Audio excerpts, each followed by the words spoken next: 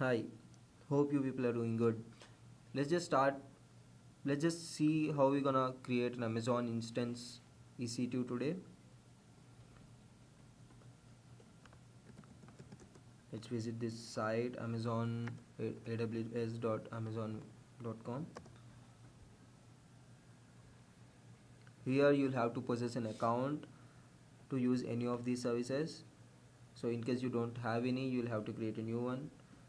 I just happen to have one, so let me sign in.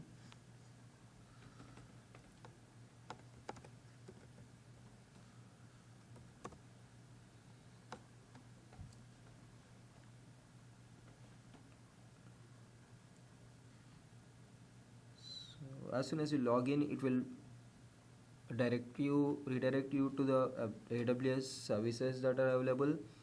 So here we are gonna go with the EC2 service. Let's just browse for EC2 and go with it. So here I'm gonna click on EC2.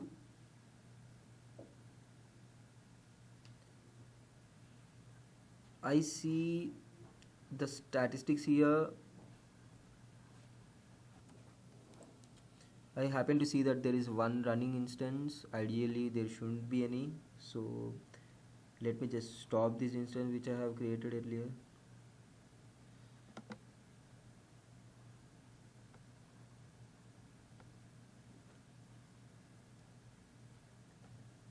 We are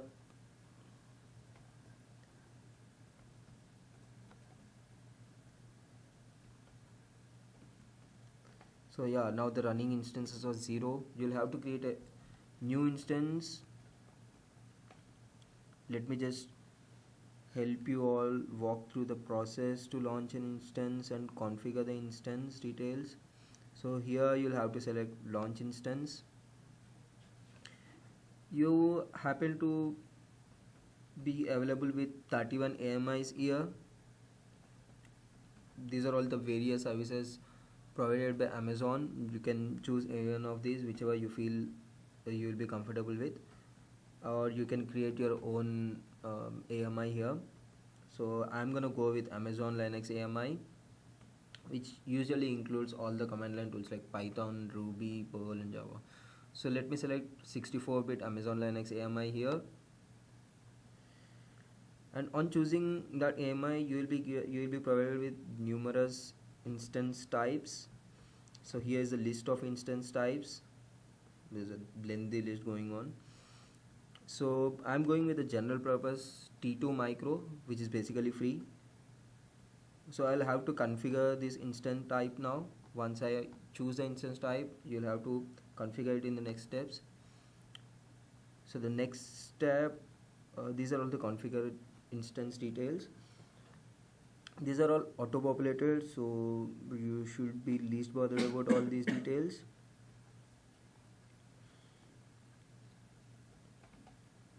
So yeah, let's proceed with the details that have been populated. So next step should be the storage. So basically every instance has got some storage. The default size here is of 8 GB and the volume type is of root. In case if you feel like you would be needing more storage, you can anytime edit here. So let me just go with the default size. You can always add a volume here in case you feel like your server would be handling much more traffic. You can add a new volume here. So I'm just going with the default size that has been allocated to me. And the next step, you need to add tags. So this key and value should be basically, because in case if you have numerous tags listed down here, you can distinguish your particular tag with a key value here. So let me just go and provide a key value.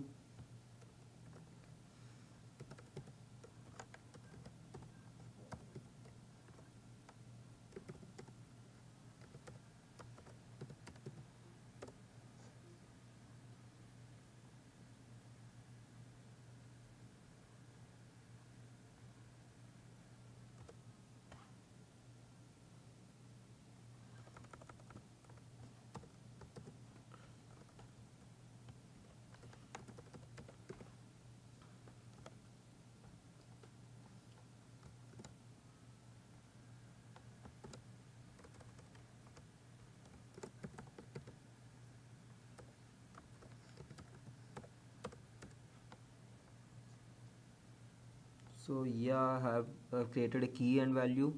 In case you want to add another tag, you can very well go with the add another tag tab here. So I'm going with just one tag here. So next step would be configuring a security group. So here the default security group name would be launch wizard followed by the any suffix. So I'm just letting it letting it go with the security group name that has been defaultly given. So here you can select a type. This type is basically used for you to how to let the traffic use your server. If I'm going with HTTP here, you can very well you are basically letting people to access your instance through the web browser. So let me add another rule called HTTP. The port range is automatically populated here, so you'll have to just go with it. And also for the source, you can custom here, you can change the privacy settings. In case you don't want anyone else to access your traffic, you could go with my IP. Here I'm just letting here I'm just going with the default settings. So yeah, these are all the details I need to configure to launch the instance. So let me just review and then launch the instance. So to proceed with the next step, these are all the details that have been populated, all the details which we have set so far. So in case you need to change any details, you can go with the edit instant details, edit storage, any of the tab. You can just go and edit the changes. Once you feel that you are good to go with, you can just go launch the instance. Here to launch the instance, you will have to be given a key pair. So you don't have any key pair right now, so you will have to create a new pair. Just give any arbitrary name for the key pair name.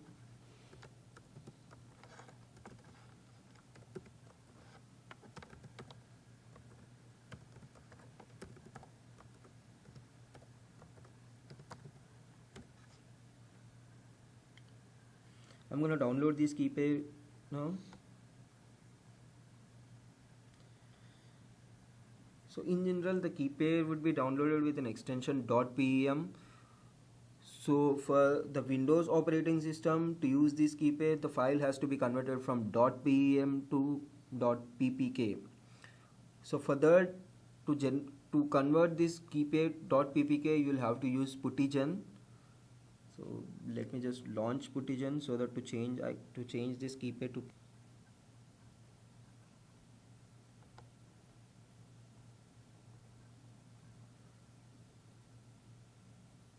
you'll have to load a key, the key which you have just downloaded.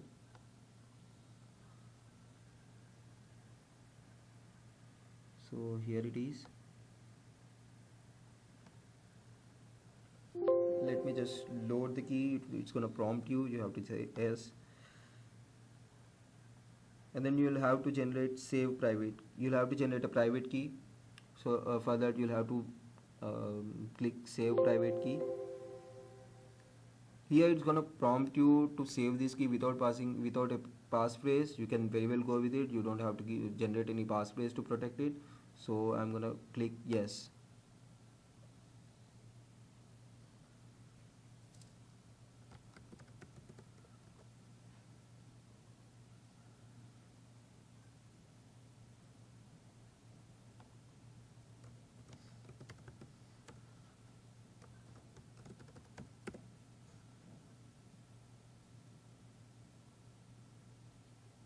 Okay, so I did save generate a key, and then I saved it in my directory.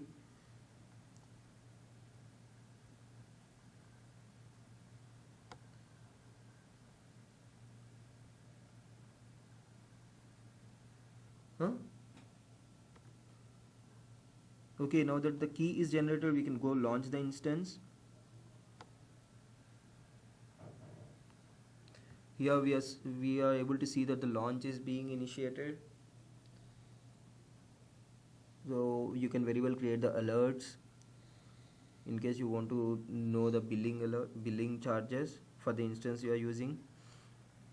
So here you can view the instance that's being launched. So this is the instance that is running right now. For every instance you create, there will be a unique IPv4 public IP that is generated.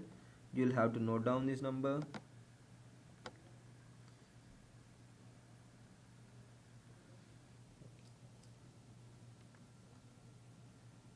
So basically a server is created with a following IP address. In case you'll have to access this address, you'll have to create a connection from your PC. So to create a connection, to establish a connection, you'll have to use putty.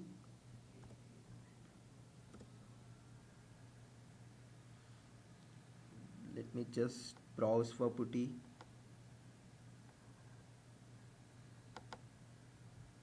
So yeah, putty asks you for the host name. So the host name should be in this format: ec2-user followed by IP address.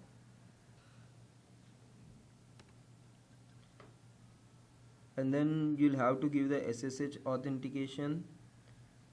You'll have to load the key you have recently generated using puttygen. So you'll have to browse for key. So yeah, this is the .ppk file. Open. It's gonna prompt you for yes or no. You'll have to go hit the yes, and yeah, you can see that the authentication is successful and the connection has been established. So it says that it's asked me to run sudo yum update to apply all the updates. So I'm just gonna go up, run this command.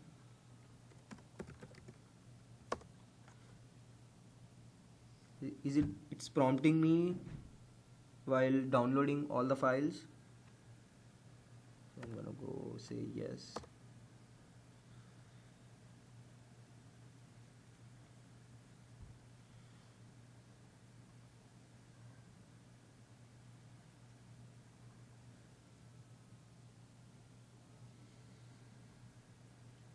TPD, yeah? Okay.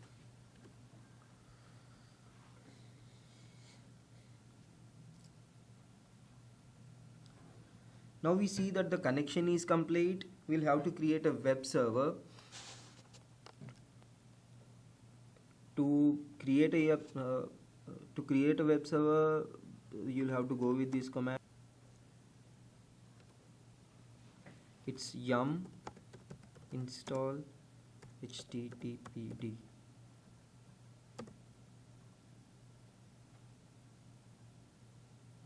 Okay, so it says that you need to be a root to perform this command. So I'll have to change my user to a special user, privileged user. You can do this.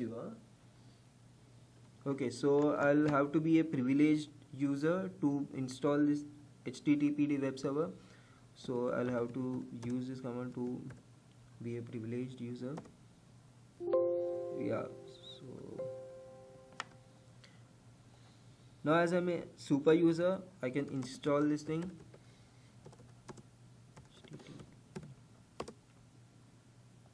It's gonna prompt me to download the file. I'm going with yes. Now you see that the web server is created. You'll have to start the web server using this command. httpd start.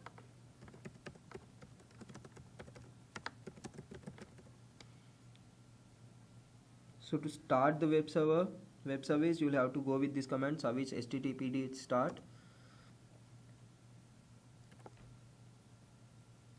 We see that the HTTP has started. So let's see if we are able to access the IP address we got through instance.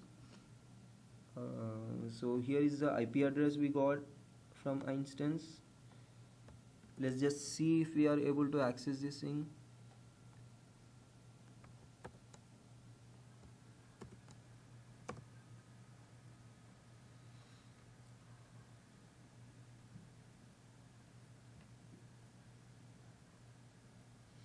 As you can see, this address is up and we are able to see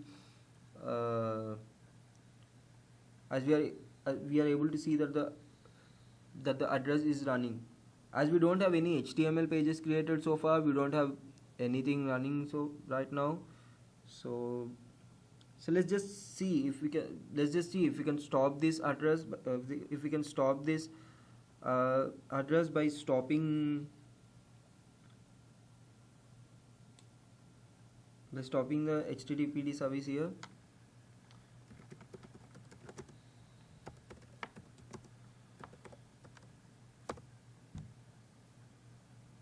See now it says that the service HTTPD has been stopped.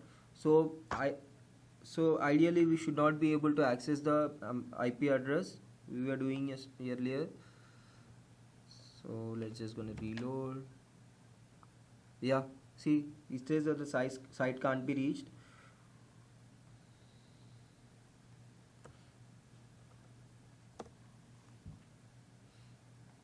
So we are resuming the web service using this command service HTTPD start and stop. Okay, now let's just stop the service and create any HTML page so that we don't we see something else other than the Amazon Linux AMI test page. So let's just stop the service and let's create. We'll have to change the directory for it to let us create an HTML page. So it's gonna be cd space var//html. Sorry, my bad.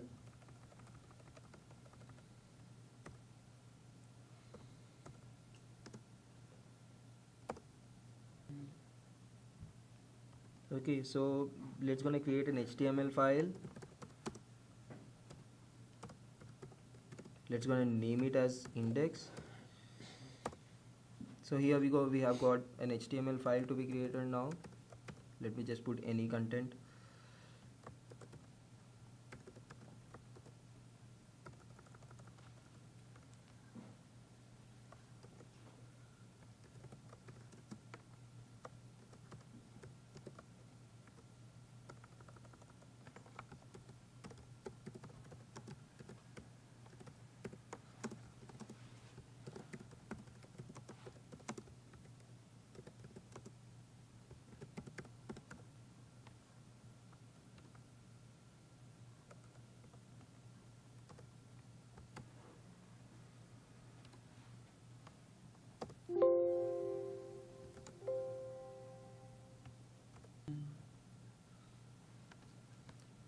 So let's just save this index.html file with command Control C.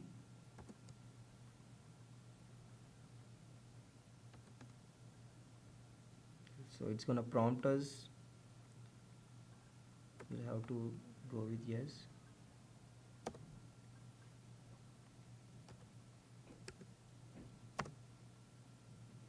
So yeah, here we can see that the index.html file. Now when you try access the same page,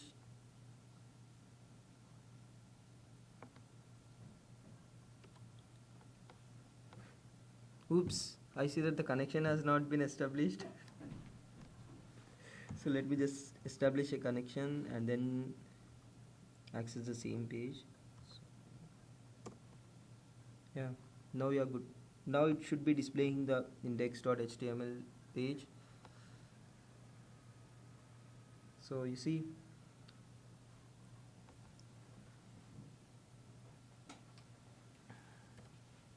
so now we see that the page is up and it displays the index.html page as desired.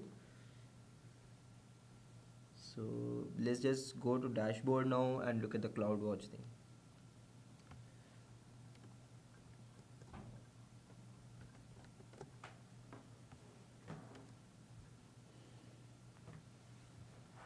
Okay, let's so the CloudWatch.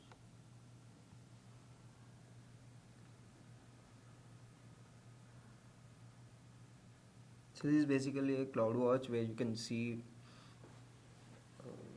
all the metric summary, alarm summary, and the dashboards and everything. So let's just browse dashboards. We see that there is no dashboard created so far. So let's just go and create a dashboard. We can give any arbitrary name.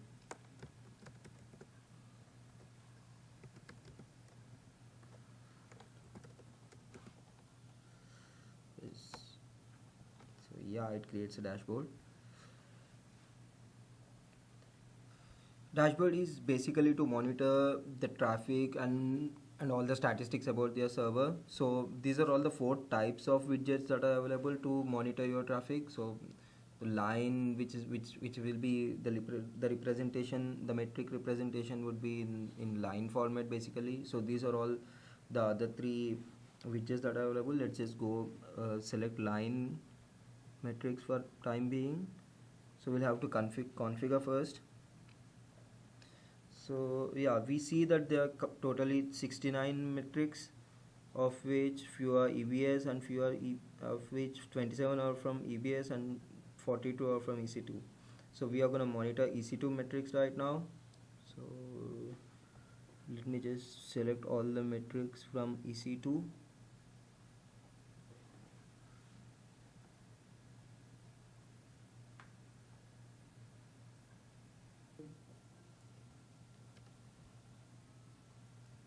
Okay, let's just browse through all the metrics.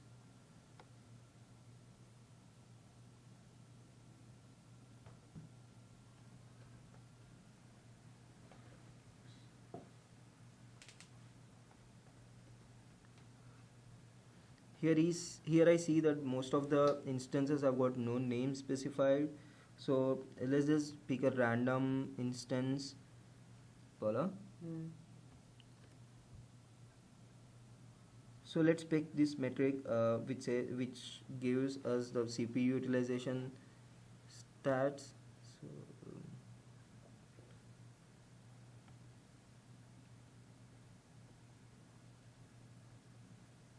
okay, so this graph basically gives the CPU utilization throughout the time. So here we can select the time. The graph changes accordingly. You can customize the graph and you can represent it in various ways, as in, for example, here the basic representation is through line. You see that at 3:30 p.m. the usage of CPU is about 2.3%. If you are comfortable with stacked area or number, you can go with a number representation.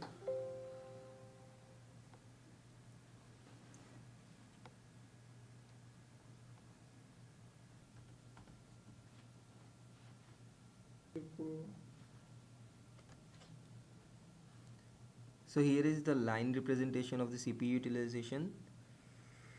Line representation of the CPU utilization throughout the time mentioned here.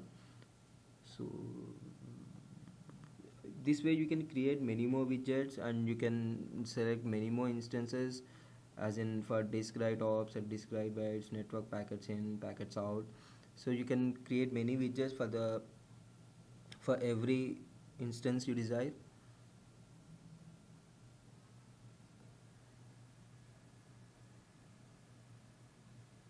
So let me just help you out by creating another widget. So this is a CPU utilization widget we have just created. You can use many more widgets by selecting add widget, and this is how CloudWatch works.